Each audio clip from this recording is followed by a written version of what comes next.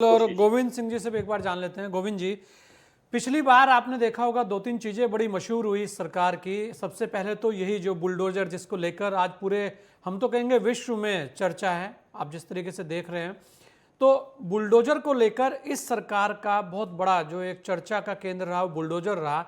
उसके बाद कानून व्यवस्था उसी से जुड़ी रही। तो ये कुछ ऐसे फैक्टर थे जो देखने में आए थे। और एक और अहम बात यह थी कि बड़े हाईवेज निकलने की बात थी और वो बने, उसे लेकर भी। इस बार की जो सरकार है, जो 30 दिन बीते हैं, इसमें आपको क्या लगता है कि इस बार सबसे ज्यादा जो केंद्र में रहेंगी, कौन कौन सी चीजें रह सकती हैं? क्योंकि 30 दिन में बहुत सारी चीजें हुई हैं, तो ऐसे में क्योंकि सरकार है, पुराने कामों को भी सही करना था, लेकिन फोकस क्या लगता है आपको कि इस बार गोविंद जी जो सरकार के 30 दिन हुए उसे लेकर फोकस किस चीज पर इस बार लग सकता है? क्या इस बार कुछ और ऐसे नई चीजें आ सकती हैं जैसे पिछली बार बुलडोजर कानून व्यवस्था को लेकर हुआ, उसके अलावा नए नए हाईवेज हुए, और उसके अलावा एक और अहम निर्णय हुआ कि नोएडा में बड़ी फिल्म सिटी की घोषणा हुई, यह भी एक बड़ी बात थी। गोविंद सिंह जी।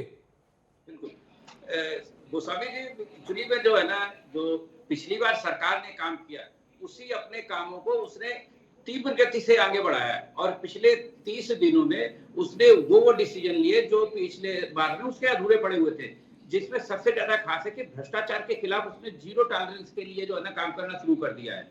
और उसपे उन्होंने सोनभद्र और औरैया जैसे के जिलाधिकारी भी तुरंत सस्पेंड कर दिए कि हमें लापरवाही बिल्कुल बर्दाश्त नहीं है।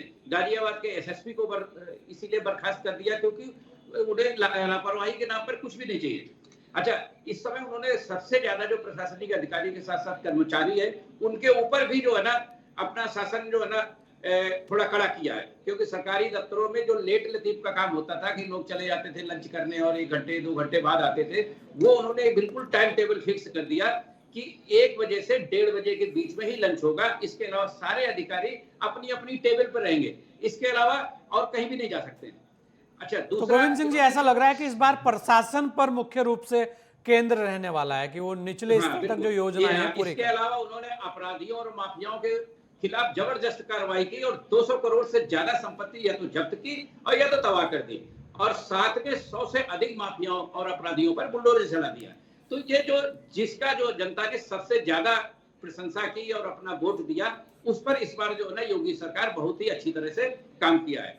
अगर अब देखा जाए तो अगले 100 दिनों में इन्होंने टारगेट बनाया है कि जो गन्ना भुगतान है वो 8,000 करोड़ से ज्यादा इनको करना है। तो इन्होंने एक पहले से टारगेट बना रखा है कि हमें अगले 3 महीने में, 6 महीने में, 2 साल में, 5 साल में क्या क्या काम करना है। और काम करने का यही एक रूपरेखा होती है, क्योंकि कोई भी काम है अगर हम प्लानिंग टाइम से नहीं करते हैं तो फिर काम संपन्न नहीं हो पाता है।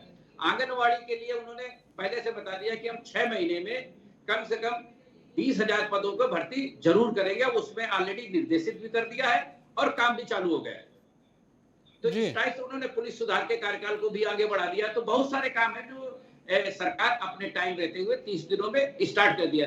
नहीं तो हम पिछली सरकारें देखते थे कि 1 आध महीने तो वो सिर्फ प्लानिंग बनाने में ही लगा देते थे, एग्जीक्यूशन तो बहुत बाद में होता था।